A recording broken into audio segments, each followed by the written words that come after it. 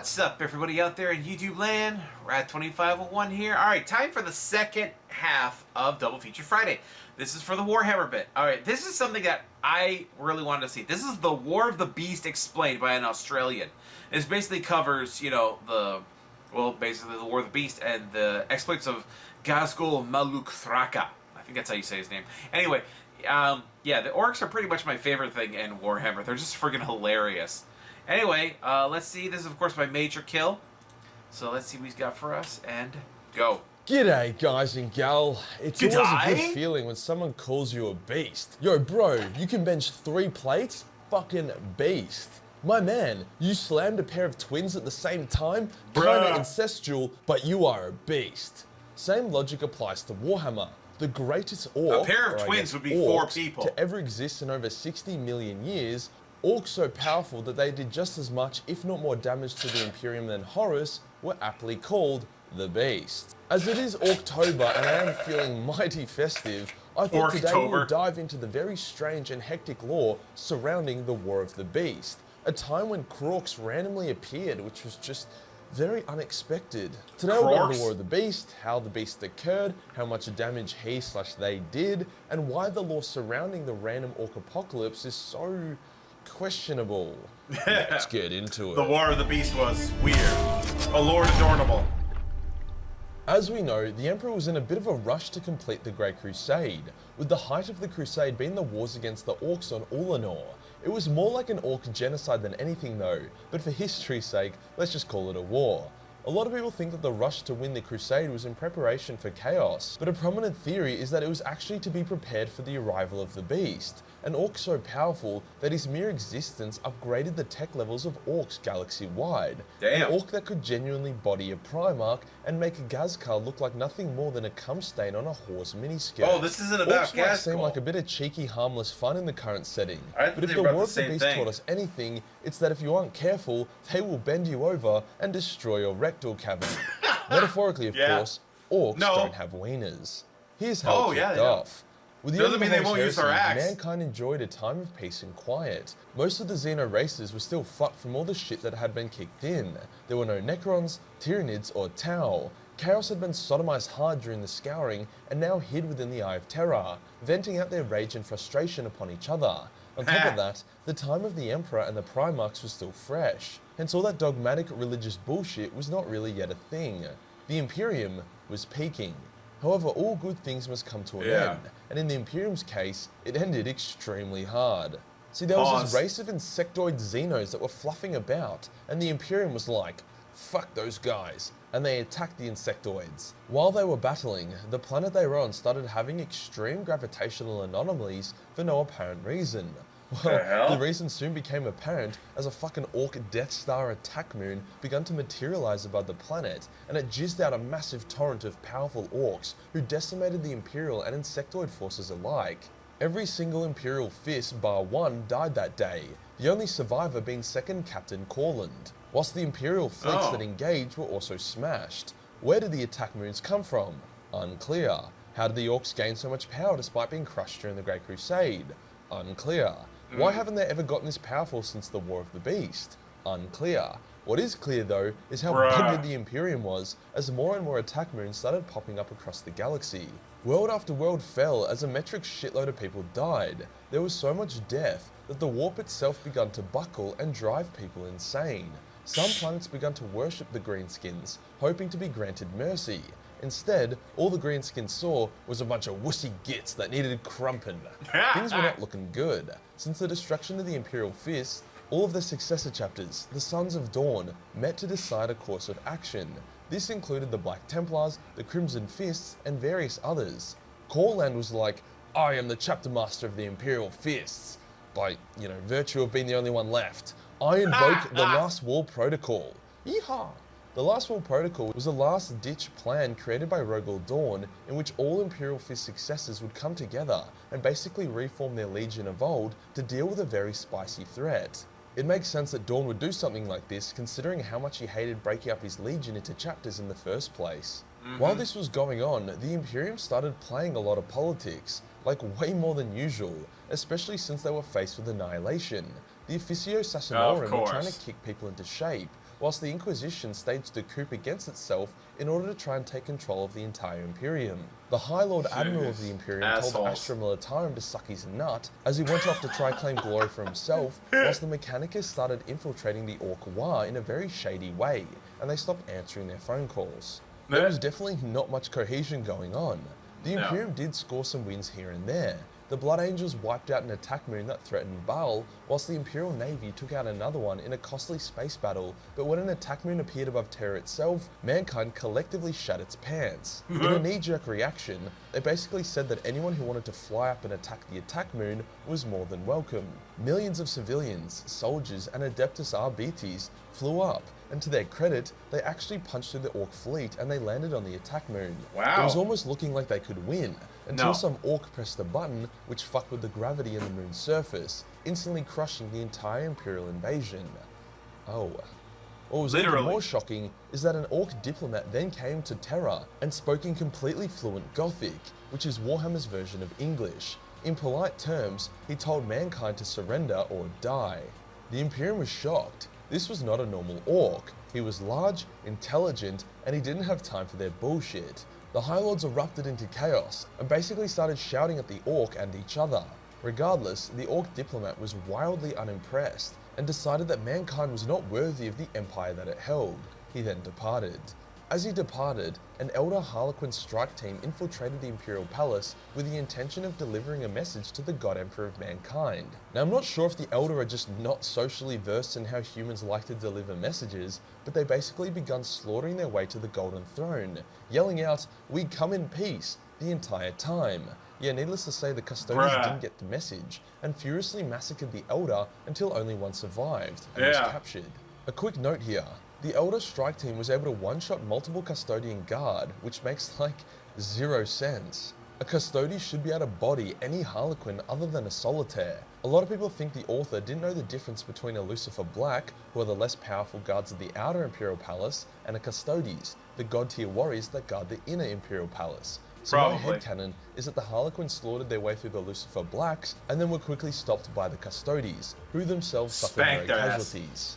Yeah, at least that's my headcanon. There you the captured go. Elder That makes more basically sense. said that Farseer Eldrad and Crawford Ulthway had removed the warp storm surrounding Terra, meaning reinforcements could arrive. She also said that Chaos was going to be a huge pain in the ass in the future.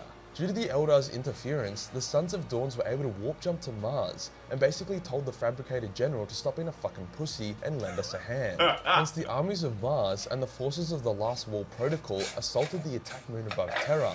The battle was epic. The attack moon had this thing called a gravity whip, which hurt like a bitch, whilst orcs the size of dreadnoughts were giving Terminators a run for their money. However, eventually the orcs were defeated. The Sons of Dawn wished to throw the attack moon into the sun, but the Mechanicus instead insisted it remain for study.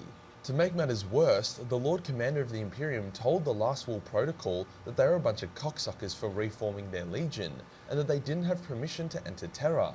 At first, Corland, the last Imperial Fist, was like, okay, well, you're a dickhead, but we will do as you say, because he wanted to keep the peace. But after the Lord Commander started doing other weird petty shit, Corland was like, fuck this, and he removed the Lord Commander from office, instead stationing himself as the Lord Commander of the Imperium. His first action was to figure out what the hell Mars was up to. They had been acting very sus the entire time, and they were not offering the aid that they should have been. It was revealed that the Mechanicus had been trying to reverse engineer Orc technology, more specifically, their ability to teleport attack moons around without the use of the warp. Corland didn't have time for this shit, and he basically convinced Mars to back down through a game of chicken and a lot of strong-arming. Corland also found out that the seat of the new Orc Empire was on Ullanor. Could have seen that one coming. With this knowledge, the Imperium rallied its greatest forces, including Dark Angels, Blood Angels, Space Wolves, and Ultramarines, and prepared to do the Ullanor Crusade too, Electric Boogaloo. Then out of fucking nowhere, Vulcan appeared. The Mad Lad was on the planet that he had vowed to protect, as he felt really bad about setting it on fire and genociding everyone there during the Great Crusade. Hence he had been non-stop killing thousands of orcs for quite some time. Ironically, the more orcs he killed, the more orcs attacked the planet, as none could give him a better scrap than the big angry chocolate man. The Imperium rushed to Vulcan's aid, as having a Primarch in your army is a huge vibe. They helped the big man save the planet, and then they were like, please take over the Imperium. We have no clue what the fuck we are doing. Yeah. Vulcan did this, and he led the charge to Ulanor. That's all Vulcan really did though. He had no interest in commanding or offering strategic advice. He just wanted to smack shit really hard with his big fuck off warhammer. When they arrived on Ulanor, they I found wish it to to be bet heavily this developed creature. with orc settlements and orc farms. It truly was an orctopia. The defenses were obscene, and a Orctopia. shitload of Imperials died. They only were able to keep advancing because of Vulcan, who tanked an insane amount of damage and dealt even more in return. He was hard carrying the invasion. Finally, Vulcan, the most elite Vulcan space is marines, pushed through to the unkillable, beast lest you himself, forget. a 10-meter tall monster clad in power armor. In an instant, the beast killed both the Ultramarine and Crimson Fist chapter masters. Fucking Damn. imagine that happening in the current setting, leaving Yeah. Vulcan to face it alone. Corlin saw that Vulcan wanted to have an epic 1v1 boss fight, so he ordered a withdrawal of Imperial forces. The two big men fought, and eventually fell into a power generator full of raw Wa energy. Vulcan absorbed this power into himself, and somewhat became an orc god for a second, smacking the beast so hard with his hammer that the power generator exploded, and it seemingly killed them both. The explosion killed a ton of orcs, and the psychic backlash destroyed their morale and unity, allowing the Imperial forces to retreat. Sounds like a pretty epic conclusion, right? But no, Nah. shit Then it gets came even back. more weird. And So there were the 12 orcs more of them. quickly rallied, and they teleported to the dormant attack moon over Terra, led by another beast. Or maybe it was the same beast. Hard to know. In response to the God. beast still being a huge issue, Corlin created the Death Watch, painting their armor black to honor all their fallen brothers who had died in the War of the Beast. So far.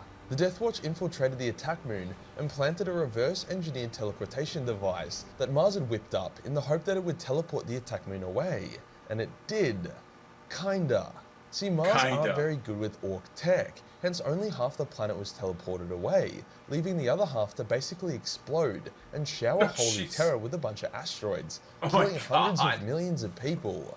Whoopsies. Corlin needed Man, a new the other strategy. numbers Brute back force up in about didn't a work month. too well. He discovered the location of the last of the Sisters of Silence, and he went to rescue them from an orc attack. They hated the Imperium due to being exiled from it, but they still remained loyal to the Emperor and his Primarchs. Hence, after realizing that Corlin smelt like he'd been hugged by a big sweaty Vulcan, the sisters joined his cause. What the hell? Corlin then captured some orc weird boys, and he came up with a very odd theory.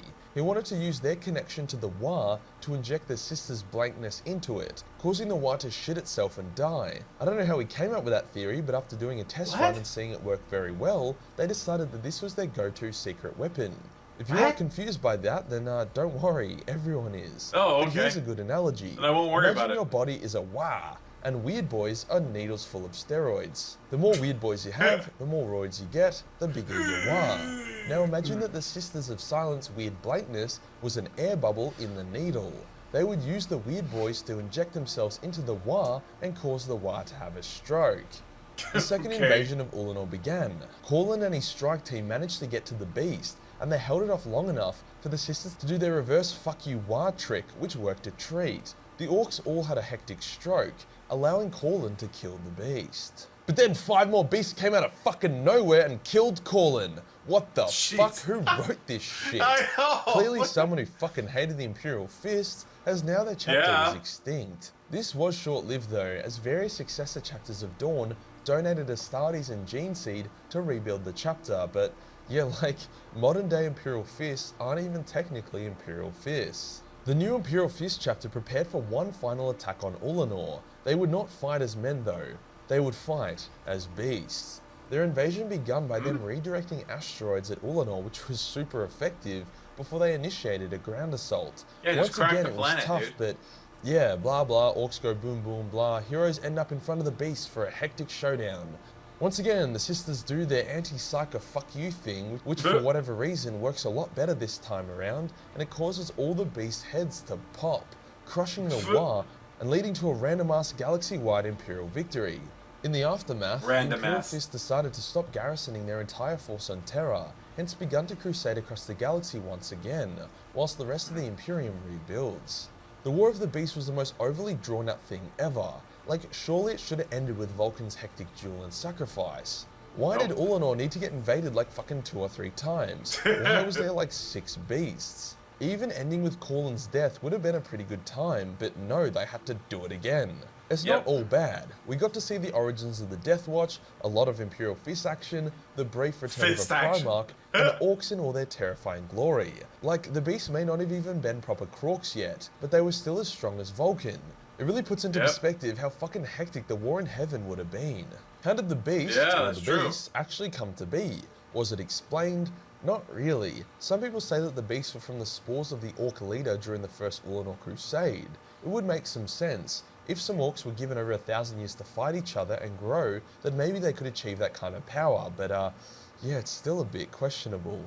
I'm all for the orcs and other Xenos being scary, but Yeah. GW should at least do it in a way which doesn't make the average Warhammer fan feel like a retard.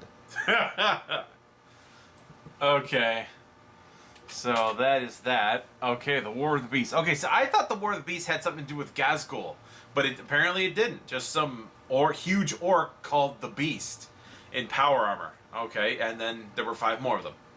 So really nothing. I was wondering if there was anything about that, because it always seemed kind of confusing. Apparently it is confusing, and there is no explanation for where the hell these things came from, or where the hell the other five